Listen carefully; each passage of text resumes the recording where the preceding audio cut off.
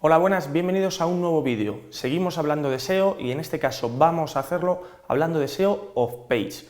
Es decir, ya dejamos de estar dentro de esos factores técnicos de la página web, que sería el on, para ir a la parte off-page, para ver aquellos factores externos que influyen dentro de nuestro posicionamiento en buscadores.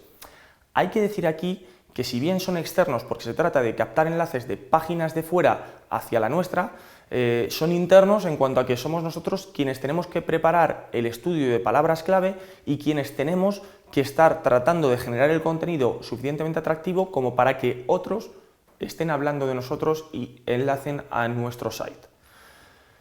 Por tanto, lo que tenemos que hacer aquí es ir generando esta tela de araña como haría Spider-Man, tratando de conseguir que se vayan posicionando poquito a poco las diferentes páginas web para posicionar la página específica que a nosotros nos interesa que esté en la parte de arriba de Google o de cualquier otro buscador. ¿Cómo lo vamos a hacer? Pues como tenemos aquí. Aquí vemos un ejemplo en el que hay una página principal, que es la que veis en naranja, y tenemos otras páginas secundarias que van apuntando a esa página. Esto digamos que podría ser una estructura correcta dentro de los enlaces internos de un site. Imaginémonos que tenemos un producto A que queremos vender. Tenemos un producto que puede ser el que queráis. Por ejemplo, lo vamos a ver después con un ejemplo de té. Pues tenemos un ejemplo del té verde que queremos posicionar. ¿Qué vamos a hacer para ello? Vamos a tratar de posicionar otras páginas web de nuestro site que hablen sobre diferentes elementos del té. Por ejemplo, si queremos vender el té verde, pues propiedades del té verde será una página que intentaremos posicionar. Preparación del té verde es otra página que intentaremos posicionar y de ahí lanzaremos enlaces a la página específica de producto. Esto lo hacemos con los enlaces internos, pero también trataremos de hacerlo con enlaces externos, mediante generación de notas de prensa, por ejemplo, tratando de conseguir que público externo nos publique o enlace, mejor dicho, nuestras publicaciones, o con colaboraciones con bloggers, con influencers externos que puedan hablar de nosotros. Esto es importante, pues cuando digo que intentamos posicionar la de propiedades del té verde, por ejemplo, para posicionar la de té verde, para generar ese enlace, esa misma página de propiedades de té verde deberemos intentar generar nuestra mini tela de araña alrededor de esa página para posicionarla y que ese enlace sea de más calidad para enlazar posteriormente al de la página principal. Esto puede parecer un poco extraño, pero digamos que es un juego como el de las muñecas rusas. Hay elementos dentro de otros elementos y cada vez es más importante. El elemento más importante es el de dentro en este caso, que es hacia donde tenemos que apuntar, porque es la página que a nosotros nos va a interesar posicionar. ¿Cómo vamos a realizar esto? Pues analizando las palabras clave primero. Tendremos que saber cuáles son las palabras clave que nos interesa posicionar. ¿Cómo realizamos esto? Pues por ejemplo con el planificador de palabras clave de Google Ads o con herramientas como SEMrush, analizando el volumen de búsquedas que hay en relación a una palabra clave determinada. Aquí vemos pues diferentes elementos en relación al té verde y de ellos pues te viene el volumen de búsquedas que hay de esas palabras clave y vemos cómo después se han generado páginas, se han generado por ejemplo posts de un blog que pudiéramos tener sobre temáticas relativas al té verde, con la idea de posicionar esa página de producto y acabar vendiendo más. De lo que se trata es de subir nuestra posición dentro del buscador, dentro de la barra de resultados del buscador, para generar un mayor tráfico. Ya sabemos que si queremos esconder algo muy bien, lo tenemos que meter en la segunda página de Google, porque ahí nunca va a mirar nadie. Entonces, si conseguimos estar en los primeros resultados, en la primera página, será más sencillo que vendamos nuestros productos. Pero para ello, como digo, tenemos que generar ese contenido atractivo, ese contenido de interés que permita que nuestra web se vaya posicionando. Hablo de esas palabras clave, de ese research que hemos realizado previamente.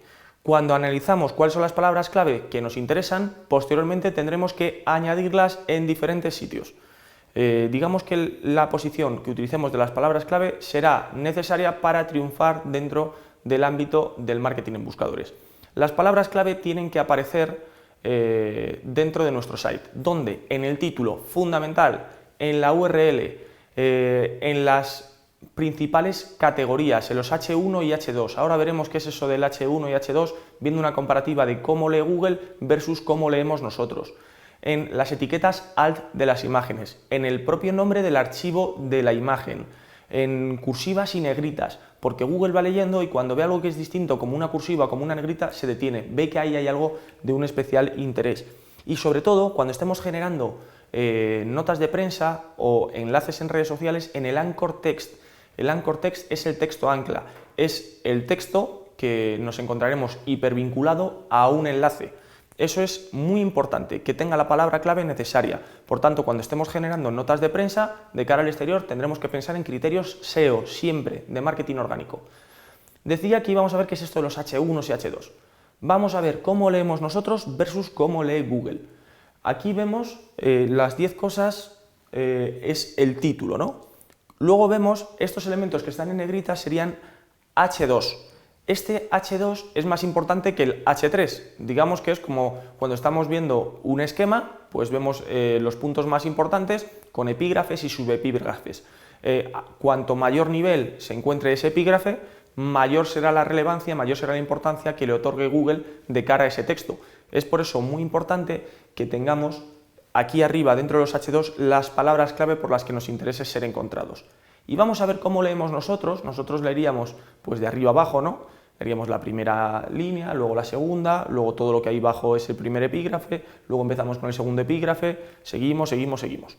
¿Cómo lee Google? Google lee el título, lee ese primer epígrafe, pero no ve todo lo que hay debajo del epígrafe, sino que ve todo lo que hay a primer nivel. ¿Veis? Lee primero los subtítulos, digamos, y luego ya pasa a leer el resto del contenido que hay. Así es como lee Google. Y eso es lo que es un H1, un H2, digamos que tiene que ver con la estructura jerárquica que nosotros hayamos depositado dentro de nuestra página web. Bien, ¿cómo tiene que ser el contenido para que nos publiquen? Para que, mejor dicho, para que nos publiquen, para que interese al público, para que pase tiempo dentro del site y de esa manera Google estime que es contenido interesante. Pues lo primero es que tiene que ser contenido original. Cuando digo que es original, no quiero decir que sea especialmente creativo, sino que tiene que ser un contenido que no se haya publicado previamente.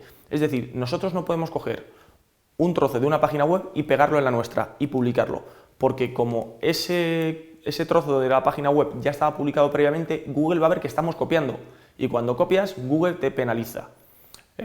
Lo que podemos hacer es citar un trocito de un site, pero nosotros tenemos que decir las cosas, o a lo mejor puedes estar hablando de lo mismo, pero contándolo con diferentes palabras. Yo te puedo decir, hay una ventana con un búho sobre un árbol, o puedo decir, contar lo mismo diciendo que estoy viendo encima de la rama de ese árbol hay un pájaro, creo que es un búho, y puedo verlo a través de la ventana. Estoy contando lo mismo, pero explicado de manera distinta, y eso Google no lo va a estimar como una copia, como una duplicidad. Duplicar el contenido es horrible desde el punto de vista del marketing orgánico, tenedlo en cuenta. Tiene que ser contenido que se encuentre actualizado. Se habla de la importancia de contenido evergreen, que siempre se encuentre verde, ¿no? Que siempre se encuentre actualizado. Por ejemplo, un error muy habitual es creamos un evento todos los años. Imaginémonos que creamos una feria de empleo. Pues la llamamos Feria de Empleo 2020, el año siguiente Feria de Empleo 2021, Feria de Empleo 2022 y creamos URLs específicas para cada una de esas ferias. Eso es un error, porque si ya cuesta optimizar una URL, imaginad tener que posicionarla todos los años. Lo que deberíamos hacer es Feria de Empleo sin poner el año y a medida que vayamos generando nuevos elementos relativos a esa feria, ir actualizándolo. Porque ¿cómo funciona Google? Google entra a la página web y ve que hay novedades. Google vuelve a entrar la semana siguiente y ve que hay novedades. Si ve que todas las semanas vamos actualizando el contenido, pasará cada semana a ver cuál es el contenido nuevo. Si ve que lo actualizamos cada día, pasará cada día a actualizar el contenido. Cuanto más rotación hay de contenidos, mejor para Google. El contenido tiene que ser interactivo. Cuando digo interactivo me refiero a que tenga enlaces que nos permitan acceder a otros elementos y que aporten valor al usuario. Enlaces internos o también externos, no pasa nada. Claro y fácil de leer y atractivo y de interés. Esto ya no tiene que ver con el propio marketing orgánico, pero tiene que ver sobre todo con que si el contenido es atractivo, fácil de leer y genera interés, el usuario va a pasar más tiempo dentro de ese site y la duración de la estancia en página es importante dentro del punto de vista de los usuarios. Pues bien, digamos que estos son una serie de factores que debemos de tener en cuenta dentro del ámbito del SEO off-page, del SEO orgánico, con los factores externos que nos afectan dentro de nuestro posicionamiento en buscadores. Espero que el vídeo os haya resultado de interés. Muchas gracias.